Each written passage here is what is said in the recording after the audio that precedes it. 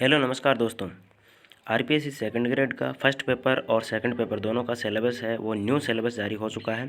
First paper का complete detail में हम सिलेबस जानने वाले हैं, जो हिंदी में जानेंगे हम, और कितना डिफरेंट है जो पहले वाला सिलेबस था अब वाले सिलेबस में, वो भी हम सब कुछ क्लियर करेंगे। तो सबसे पहले जो फर्स्ट पेपर का है वो हम सिलेबस देख लेते हैं, कितना क्या सिलेबस में चेंजेस है, कितना सिलेबस विस्तृत जारी हुआ है।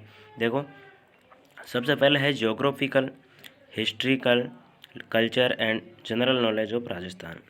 देखो, सिलेबस का जो नंबर वगैरह है पेपर का वो 200 नंबर का है पेपर और 100 क्वेश्चन है। वही पैटर्न है, 1/3 की नेगेटिव मार्किंग है। इसमें आपको physical features, climate, drainage, vegetation, agriculture, live stock, इसमें मतलब सभी जो भौतिक प्रदेश है, जलवायु है, ड्रेनेज यानी कि नदियां हैं आपका, और झीलें हैं,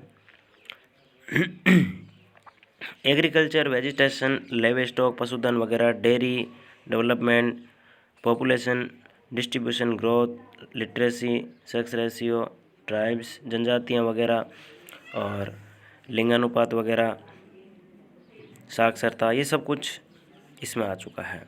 ठीक है, आगे हम बात करेंगे ancient culture, civilisation of Rajasthan, Kalibanga, Ahar, Ganeshwar and Bairat. इसमें जो प्राचीन सभ्यता है राजस्थान की, इसमें आपको कालीबंगा, आहड़ और गणेश्वर और बेराट, बेराट जयपुर वाली, इसमें पहले वाले सिलेबस और इसमें कितना चेंज हुआ है वो हम डिस्कस कर लेंगे। ये देखो, ये तो सेम ही था, पहले वाले में ही आहड़, गणेश्वर वगैरह, बेराट, ये सब कुछ सेम ही था। ठीक है, history of Rajasthan from 8 to 18 century. इसमें Gurjara Pratihara, Chauhans of Ajmer, relations with Delhi Sultanate and Rajasthan and Mughals.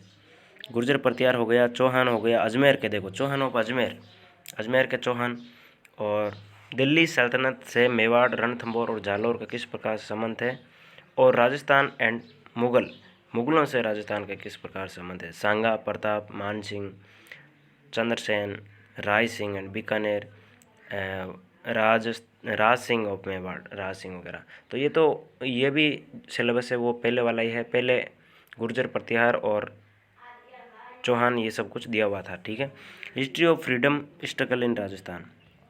इसमें देखो, रिवोल्यूशन ऑफ 1857 यानी कि 1857 क्रांति हो गया, और राजनीतिक जो गतिविधियाँ हो गई वो होगी, प्रजामंडल गतिविधियाँ, आंदोलन, और किसान और ट्राइबल आंदोलन। ठीक है, किसान और जनजाति आंदोलन, तो इसमें सभी आ गए आंदोलन वगैरह। इंटीग्रेशन ऑफ राजस्थान, ये राजस्थान का एकीकरण हो गया, और ये पहले भी था एकीकरण वाला, लेकिन अब देखो एकीकरण पर ज़्यादा फोकस किया गया है, तो एक मतलब एकीकरण है वो कुछ ज़्यादा क्वेश्चन लेगा एकीकरण वाले टॉपिक से। और सोसाइटी एंड रिलीजन की बात करें तो लोक देवता, संत, एग्री, आर्किटेक्चर है यानी कि मंदिर मस्जिद वगैरह, और पेंटिंग है, वेरियस स्कूल्स पेंटिंग्स, और फायर्स एंड फेस्टिवल है, त्यौहार वगैरह, कस्टम्स, ड्रेसेस, ऑर्नामेंट, आभूषण वगैरह और ड्रेसेस वगैरह, फोल्क म्यूजिक एंड डांस, संगीत, लोक संगीत और नृत्य, लैंग्वेज एंड लिटरेचर यानी कि साहित्य और भाषा, ये सब कुछ दिया हुआ है।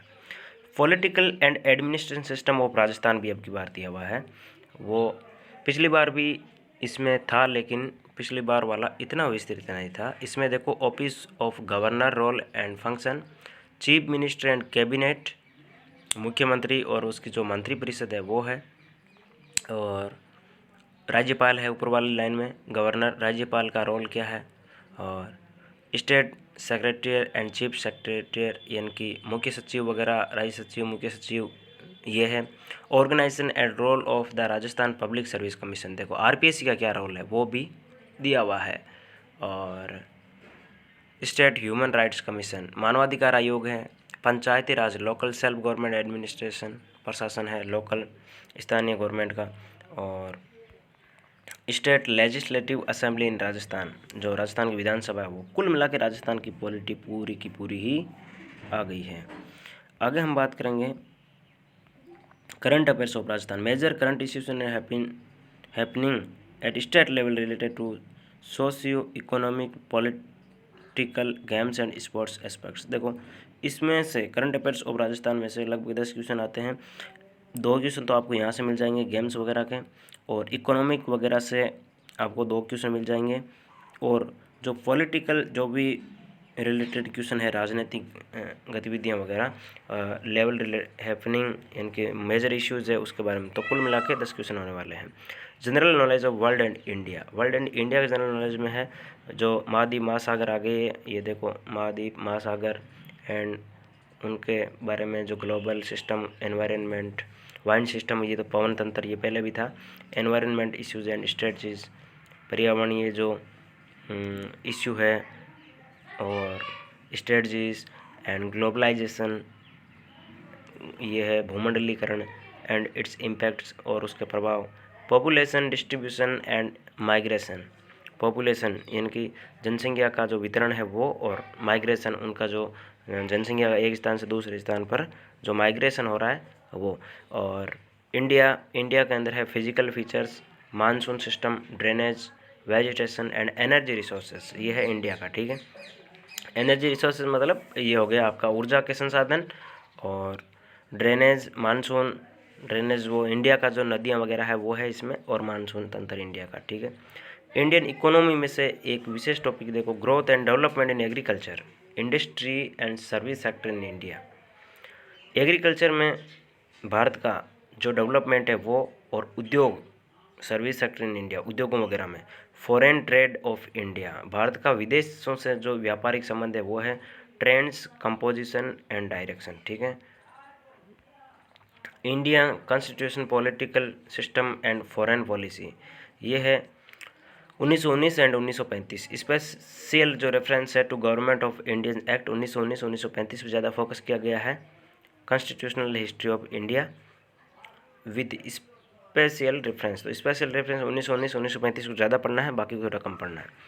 इंडियन कॉन्स्टिट्यूशन यानी कि जो भारत का संविधान है वो, रोल ऑफ अम्बेडकर का क्या योगदान था उसमें, making of constitution, salient features, fundamental rights यानी कि जो मौलिक अधिकार है वो, और मौलिक ड्यूटीज़ यानी कि फंडामेंटल ड्यूटीज़ यानी मौलिक कर्तव्य, और directive principle of state policy यानी कि जो राज्य पॉलिसी के जो क्या प्रिंसिपल सिद्धांत है, जो नीति निर्देशक तत्व है उसको बोलते हैं, और office of the Indian president and prime minister, तो राष्ट्रपति और प्रधानमंत्री के बारे में, political parties and pressure group, जो राजनीतिक पार्टियां हैं वो, principle of India's foreign policy and Nehru's contribution in its making, Bharat की विदेश नीति और नेहरू का उसमें क्या योगदान था, India and UNO emerging trends in international political with special reference to globalisation, तो UNO के बारे में है, लेकिन